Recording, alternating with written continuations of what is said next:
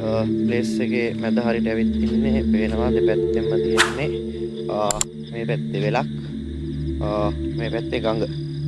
මේ පැත්තේ ගඟ. අර ඈත පේන ගහේ තමයි ගහ ළඟට යන්නේ. ගහේ තමයි සිද්ධිය තියෙන්නේ. ඒ කියන්නේ මේ ගහේ කතන්දරය මම සාරාංශයක් කිව්වොත් මේ ගහේ ගිය අවුරුද්දේ යම්කිසි පුද්ගලයා කවුද කියන්නේ එහෙම කියන්න බෑ.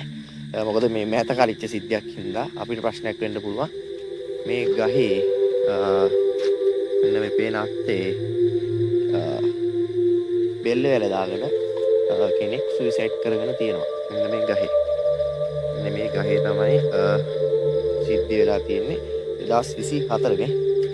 2024 තමයි සිද්ධිය සිද්ධ වෙලා තියෙන්නේ මෙන්න මේ පේන ගහේ. මෙන්න මේක තමයි වෙලා තියෙන්නේ. ඒ සිද්ධිය වුණාගෙන් පස්සේ ගොඩක් කට්ටිය කතන්දර කියලා කියනවා.